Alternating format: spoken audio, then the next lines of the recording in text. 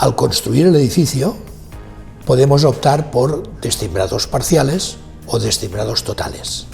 En este vídeo vamos a ver cuál sería la justificación para cada uno de ellos.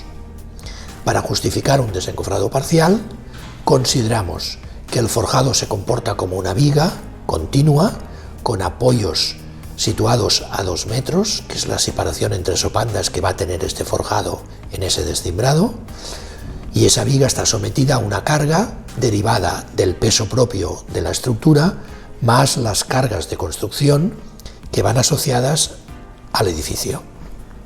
Cargas de construcción que tienen como mínimo un valor de 1,5 kilonewtons metro cuadrado, comprendiendo el peso del encofrado, el peso de los operarios y las operaciones de hormigonado que se hacen durante el proceso constructivo. Por tanto, esta viga sometida a esta carga y con estos apoyos se calcula y vemos cuál es el peor esfuerzo que se le presenta. Vemos cuál es su peor momento flector y, de acuerdo a la fórmula de reflexión, mediante la inercia obtenemos la resistencia a flexo-tracción que va a requerir este forjado para poder soportar esta situación constructiva. Con la resistencia a flexo-tracción en obra no hacemos nada, o nos costaría mucho hacer ensayos costosos, y por tanto lo que buscamos es cuál es su correlación con la resistencia a compresión. Y decimos que para que este descimbrado parcial se pueda ejecutar, la resistencia a compresión que hace falta en este forjado va a ser en este caso de 1,81 megapascales. Cabe mencionar de que estamos hablando de hormigones como mínimo de resistencia de 25 megapascales, con lo cual, para este efecto, fijaros que la resistencia solicitada tiene un valor muy bajo, y básicamente es muy bajo porque los apoyos del forjado están muy próximos. La luz de 2 metros es una luz pequeña. Una vez sabemos cuál es la resistencia que deberá tener este forjado para soportar esta situación, tenemos que analizar si el hormigón que hemos colocado tiene o no esa resistencia. El método más adecuado para saber si la resistencia es adecuada o no para cada obra es a través del resultado de las probetas que el hormigón que colocamos en obra nos vaya dando. Pero muchas veces, e incluso a 3 días, no hay ensayos o no es frecuente en los planes de calidad, control de calidad de las obras, que se hagan ensayos a menos de 7 días. En algunas obras sí se hacen por su tamaño y por su repercusión, pero normalmente se hacen como mínimo a 7 o 10. Por tanto, nos vamos a encontrar en situaciones en las cuales no vamos a tener ensayos de referencia. ¿Cómo podemos evaluar la respuesta del hormigón cuando no tenemos ensayos? Puede haber diferentes métodos.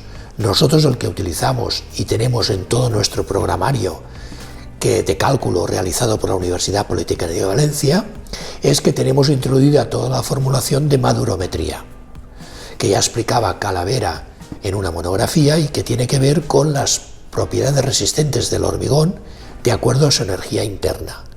Sabemos por madurometría que un hormigón a temperatura interior de 16 grados da una resistencia de 10 megapascales.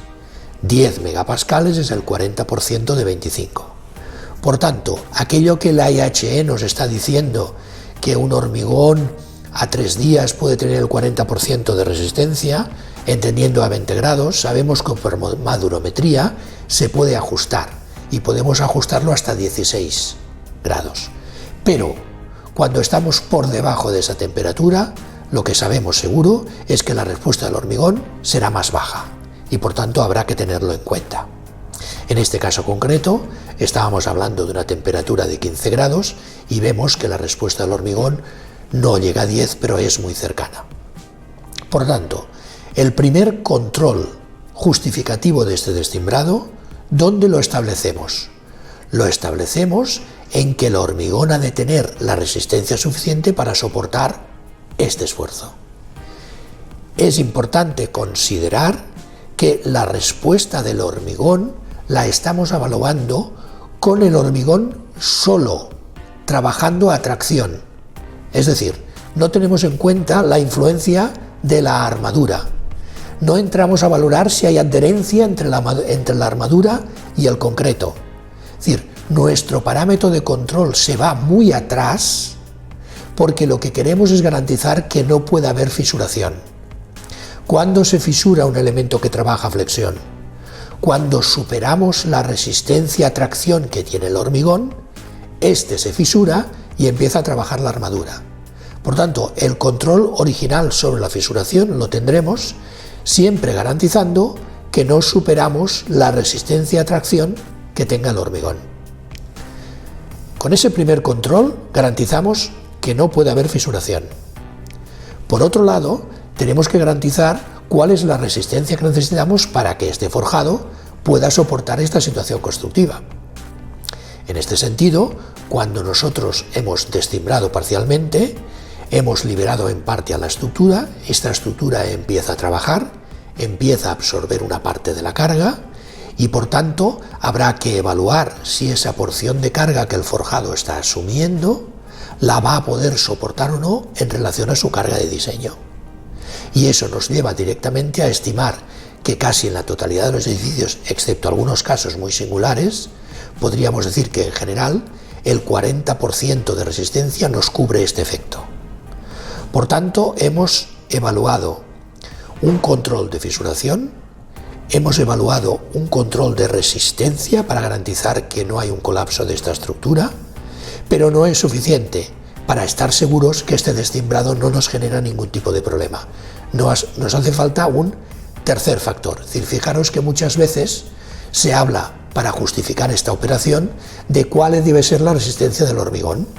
Y nos encontramos generalmente en obras donde tenemos hormigones convencionales que esta resistencia la obtienen con relativamente facilidad a los 3-4 días. Pero nos encontramos en obras donde tenemos hormigones de muy buena calidad que obtienen resistencias del 40% a 2 o a 1 día. Entonces la pregunta siempre pertinente es, ¿podemos descimbrar a 1 o 2 días? Nuestra respuesta es, nuestro consejo es que no, porque hay un tercer factor que tiene que ver con la deformación, que es ¿cuál es el módulo de deformación de este hormigón? Sabemos que el módulo de deformación a 3 días está por encima del 60% de su valor final, mucho más evolucionado que la propia resistencia del hormigón. Por tanto, sabemos que a 3 días no vamos a tener un módulo malo, por tanto, no vamos a tener más deformación de la prevista en el proyecto, porque además la carga es mucho más baja. Pero si nosotros estuviéramos aceptando este descimbrado a 2 o a 1 día, el valor del módulo decae en un valor súper importante. Por tanto, si no tenemos un módulo evolucionado, podríamos estar generando problemas de deformación. Con este sencillo control no los tenemos.